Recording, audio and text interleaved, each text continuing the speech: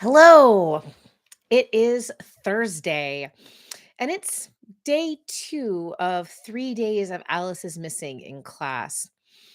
It's going well, and so far, the strategy of doing character creation and safety tools on the first day, taking our time, and then getting going on Thursday has gone off with almost without a hitch. We've had 1 student, actually 2 students who are absent, which is a little bit of a hiccup.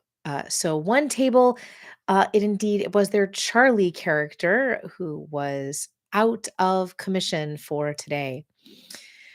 So for students who are not in attendance while we're playing Alice is Missing, they're gonna be redirected to, the actual play, that has been done as a kind of demo of the game. That is a challenge, and as one of my students said, it's almost a punishment, although it's not intended to be. What's nice, is that it exists at all. What's challenging, of course, is actual because, uh, Alice is Missing is a game that you play on your phone.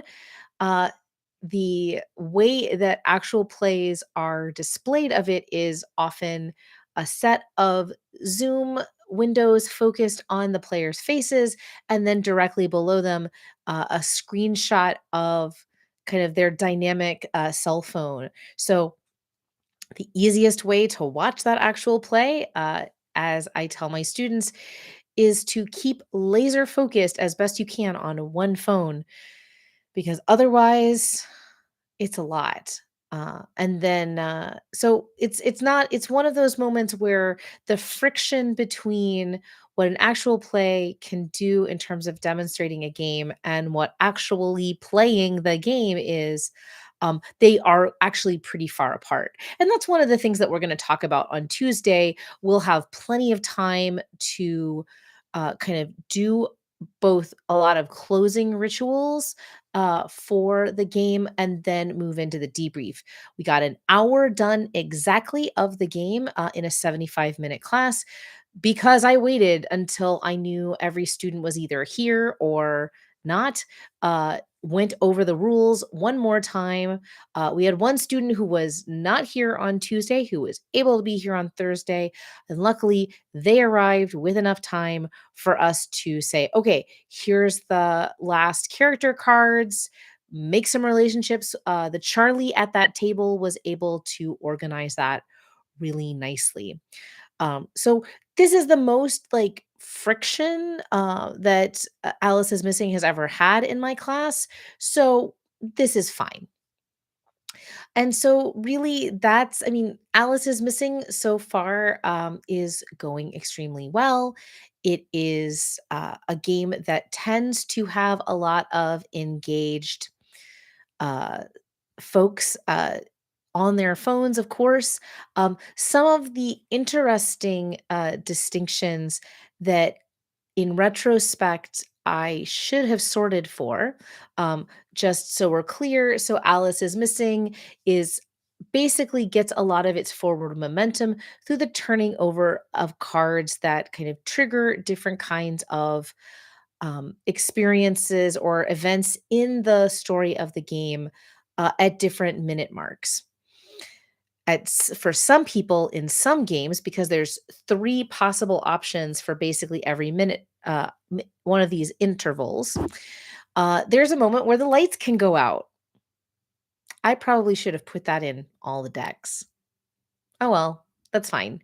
This is the nature of playing in a kind of almost quasi convention space, in the sense that we're all playing in a classroom in this highly artificial environment. It's also not like convention play in the sense that we have to break it up. There's a big cliffhanger. It's going to last until next Tuesday. So, in retrospect, I'd like to go through the cards, and this is going to also be different once we have the expansion, which will be very interesting for me to take a look at. It has successfully gone through crowdfund, but of course has not been like printed and delivered to backers, although there are kind of print on demand parts of it. But we're not messing with that in this class. We got enough. because Alice is Missing is you need the expansions only if you've never played the game before and want to have or only if you've played the game before and want to have more experiences. It's a hard game to replay unless you're bringing the kind of vibe of a completely new set of players, which of course I do every fall. So there was a moment where I turned off the lights on behalf of one table, but the other tables did not have that power outage, so to speak. So that's going to be interesting to see how that plays with different groups. We have one group that lost their Charlie because their Charlie kind of had a completely understandable reason why they couldn't come to class, but we didn't find out until the very last minute. That's going to be something we talk about in the debrief and how the kind of sudden loss of Charlie. Basically, I had one of the students in that group be Charlie for the 90-minute, and I redistributed all the rest of the cards basically after we realized that the student wasn't coming. So that snag is going to be an interesting kind of see how that friction impacts the game experience. And then, of course, as I talked about on Instagram when where I showed on the Critical Prof account, kind of how I have everything set up in order for easy breakdown and redistribution. Spoiler alert, I use a bunch of color coded binder clips, one of which is tucked into the Alice is Missing box to show this is the box that belongs to this group. Easy peasy. It all fits in a tote bag. But one of the things that was also part of this was uh, basically uh, thinking through how I was going to deal with the ending. There are three different endings to Alice is Missing. Alice can be found in danger, Alice can be found unconscious, or Alice can be found dead. And so I decided that the one card I was going to control was that ending card. So one group has each of those three options. And part of that was based on a kind of vibe check of each of those groups and how likely they were to be able to handle the reality of different possibilities for Alice.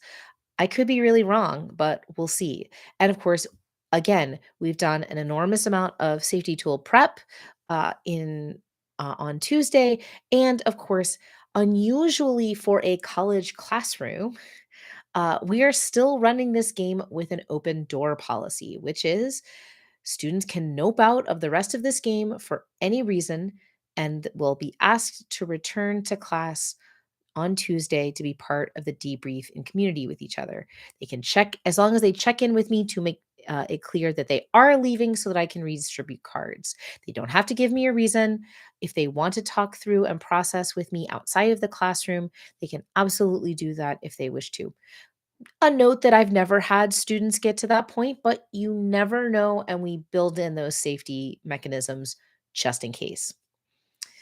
So, yeah, so not a whole lot to report today. On the instructor side of these things, there's not a whole lot that instructor does once Alice is Missing starts going. It's one of those things where it's like, what are you going to monitor? Are people on their cell phones? What an interesting question that is. But as it is, I basically got some writing done while waiting for students to come up with questions. And there were a handful of those throughout the 75 minutes of class. So we hold space in suspense. We put all of the cards in class. So we hold space in suspense.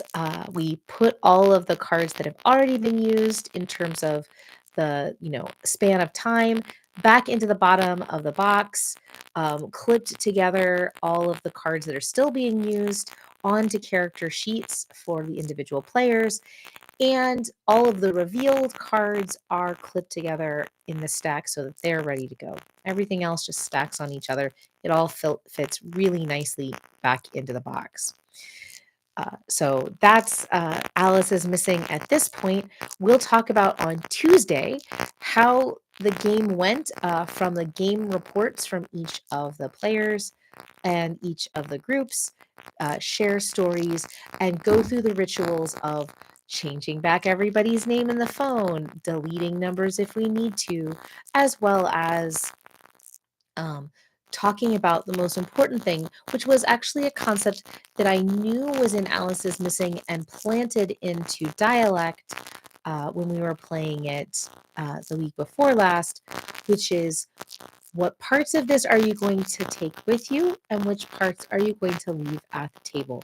Incredibly important, especially for this game. And at the moment, this is the last game that we will play as a collective in the class, barring, kind of some student input over the next week or so. We are at mid-semester, so the other thing that students really need to do right now is take small meetings with me, either virtually or before class, where we talk about how the contract is going.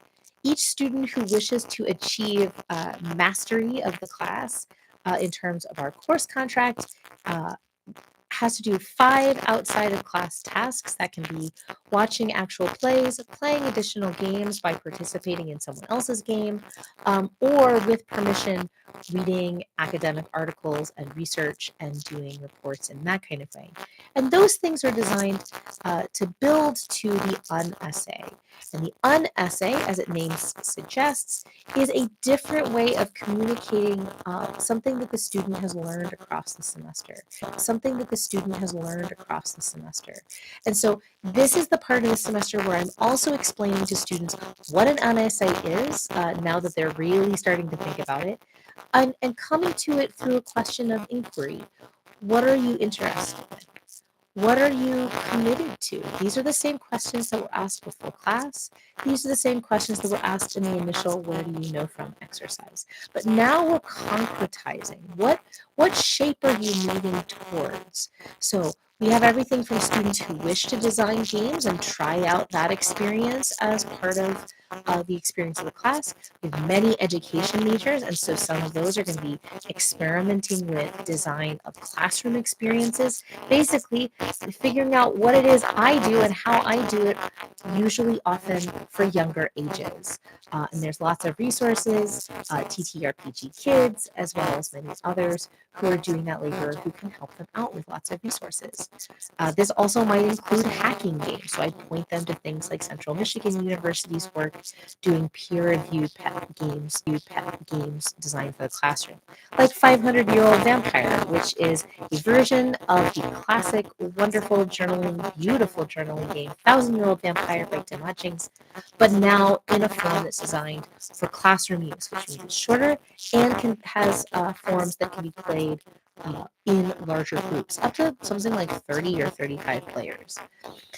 And so that's also something that's possible. I've had students do like visual art. I've had students create bestiaries. I had students transform existing games in different kinds of hacks. All of these things are legitimate. Twine has come up a lot. And if students just want to do like a TED talk on, say, the Satanic Panic, we have class space for them to do that as well. For any student who doesn't have a significant amount of discursive writing that would have citations in it, which is almost all students, students are asked to submit a craft introduction, a critical introduction, if you will, to explain what they created, how they created it, and how it ties in to the ideas of the class, as well as making connections to other stuff of the class. And that's the part that actually gets assessed, not the painting or the game mechanics or that kind of thing. Those things get critiqued by our classmates, but the assessment of showing your engagement with the subject matter of the course comes in that critical introduction. So that's basically the final project that they will be kind of producing over the final weeks of the course and submitting and celebrating in the last week.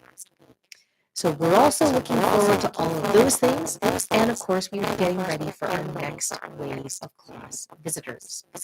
Once Alice is Missing is done and debriefed, Gabe Hicks will be joining us in person. He is, in many ways, the author of the textbook for this class, Kid's Guide to Tabletop RPGs, was adopted a way to get students who are not already familiar with TTRPGs up to speed with basically a glossary of all the terms that they could possibly need in order to navigate scholarly texts as well as game texts themselves.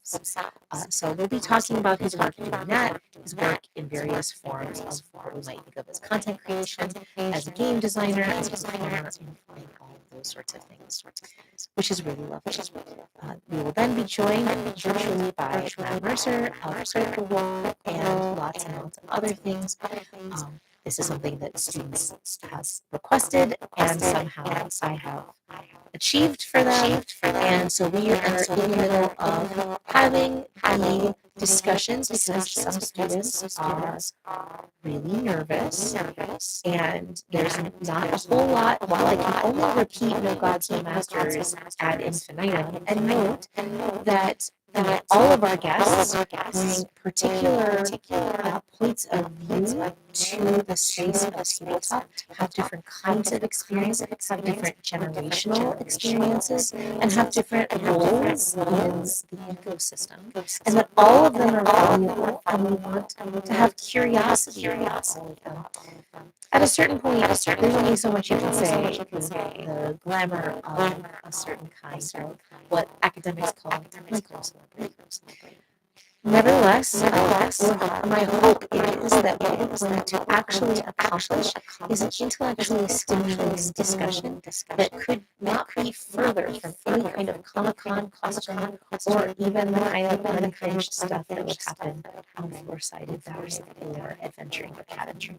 We're going to talk, and we talk to all of our writers who come into the space of class about origin stories, about their relationship to the tabletop space, and about things like design. This has been a class that has thought very intensely about the ways that mechanics make gaming, and also the changing nature of both creating games and playing games in all kinds of spaces. So I'm very grateful to both of our next guests that are on deck for their very different topics.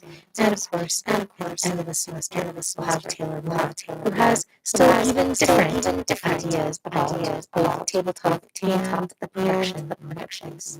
I am again so deeply grateful for all of the folks who have given very generously to be in community with us. And next time is going to be a completely different group of folks. I can only hope.